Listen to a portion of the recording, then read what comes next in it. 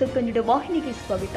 ಕುಂದಗೋಳ ತಾಲೂಕಿನ ತರ್ಲಾಘಟ್ಟ ಗ್ರಾಮದ ರೈತನಿಗೆ ಒಟ್ಟು 3 ಜಮೀನು ಹೊಂದಿರುವ ಈ ರೈತ ಕೆವಿಜಿ ಮತ್ತು ಸಹಕಾರಿ ಬ್ಯಾಂಕಿನಲ್ಲಿ ಒಟ್ಟು 8 ಲಕ್ಷ ರೂಪಾಯಿ ಬೆಳೆ ಸಾಲ ಪಡೆದು ಗೋವಿನ ಜೋಳ ಬೆಳೆ ಬೆಳೆದಿದ್ದ. ಗೋವಿನ ಜೋಳದ ಬೆಳೆ ಅತಿವೃಷ್ಟಿ ಮಳೆಯಿಂದಾಗಿ ಗೋವಿನ ಜೋಳದ ಬೆಳೆ ನಾಶವಾದ ಹಿನ್ನೆಲೆ ಕೆವಿಜಿ ಮತ್ತು ಸಹಕಾರಿ ಬ್ಯಾಂಕಿನಲ್ಲಿ ಇರುವ 8 ಲಕ್ಷ ರೂಪಾಯಿ ಸಾಲ ತೀರಿಸಲಾಗಿದೆ.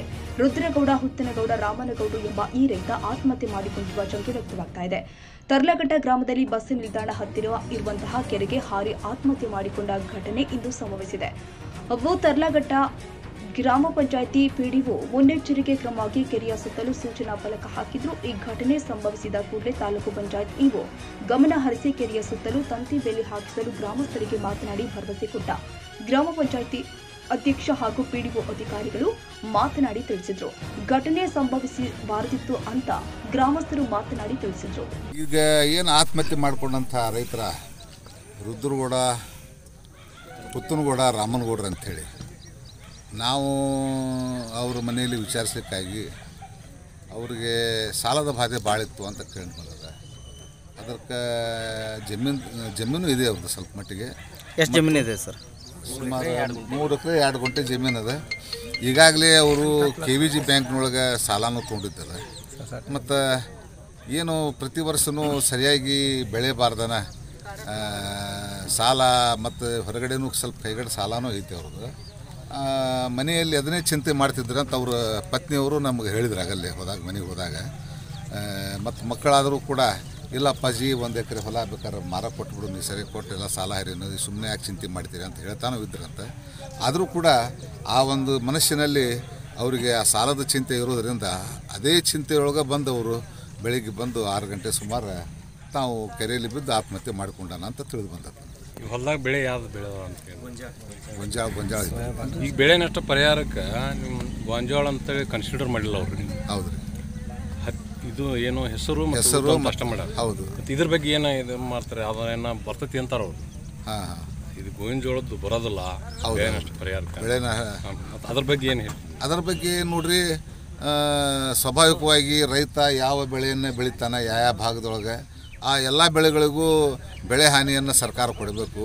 ಅದರ ಜೊತೆಗೆ ಏನು ಬೆಳೆ ವಿಮೆ ಮಾಡಲಿಕ್ಕೆ ಕೆಲವು ಬೆಳೆಗಳಿಗೆ ಏನು ವಿಮಾ ಕಂಪ್ನಿಯವರು ನಿಗದಿಪಡಿಸ್ಯಾರ, ಅದು ಕೂಡ ಮಾರ್ಪಾಡು ಮಾಡಿಕೊಂಡು ಯಾವ ಬೆಳೆಯನ್ನು ರೈತ ಬೆಳೆದಿರ್ತಾನೆ ಅದಕ್ಕೆ ಬೆಳೆ ವಿಮೆ ಮಾಡಲಿಕ್ಕೆ ಅವಕಾಶ ಮಾಡಿಕೊಡ್ಬೇಕಂತ ಈ ಮೂಲಕ ನಿಮ್ಮ ಮಾಧ್ಯಮದ ಮೂಲಕ ನಾನು ಆ ವಿಮಾ ಕಂಪ್ನಿಯವರಿಗೆ ವಿನಂತಿ ಮಾಡ್ತೀನಿ. ಅಂದರೆ ಸಾಮೂಹಿಕವಾಗಿ ಎಲ್ಲ ರೈತರಿಗೂ ಕೊಡಬೇಕು. ಹೌದೌದು, ಎಲ್ಲ ಸಾಮೂಹಿಕವಾಗಿ ಎಲ್ಲ ರೈತರಿಗೂ ಅದು ಅನುಕೂಲ ಆಗಲಿ ಅನ್ನುವಂಥ ಅಪೇಕ್ಷೆನೇ ನಮ್ಮದು.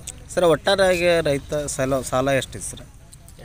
ಸುಮಾರು 8 ಲಕ್ಷ ರೂಪಾಯಿ ಏನೋ ಆಯ್ತು ಸರ್. ಎಲ್ಲೆಲ್ಲಿ ಸಾಲ? ಅದು ಕೆವಿಜಿ ಬ್ಯಾಂಕ್ನಾಗ ಸಾಲ ಒಂದಿಷ್ಟು ಐತಿ. ಪ್ರಾಥಮಿಕ ಏನು ಸಹಕಾರಿ ಸಂಘದೊಳಗೂ ಒಂದಿಷ್ಟು ಸಾಲ ಐತಿ. ಮತ್ತು ಸ್ವಲ್ಪ ಕೈಗಡನೂ ಸಾಲಗಳು ಅದಾವೆ. ಭಾಳ ಆಳವಾಗೈತಿ. ಇದ್ರ ಬಗ್ಗೆ ಏನು ಪಂಚಾಯತಿಯಿಂದ ಏನು ಅದಕ್ಕೊಂದು ಬೇಲಿಗಿಲಿ ಹಾಕ್ಬೇಕಂತೇಳಿ ಏನು ಇದನ್ನು ಮಾಡಿದ್ರು ಏನು?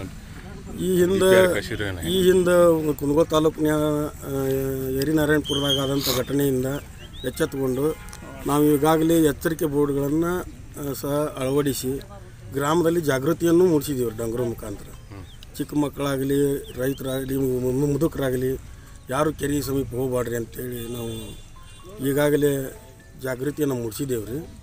ಆದರೂ ಈಗ ಮೈನಾರ್ ಇರಿಗೇಷನ್ಗಾಗಿ ನಮ್ಮ ಅಧ್ಯಕ್ಷರು 1,10,00,000 DPR ಅನ್ನು ತಯಾರು ಮಾಡಿ ಈಗಾಗಲೇ ಕೊಟ್ಟಿದ್ದು ಐತ್ರಿ.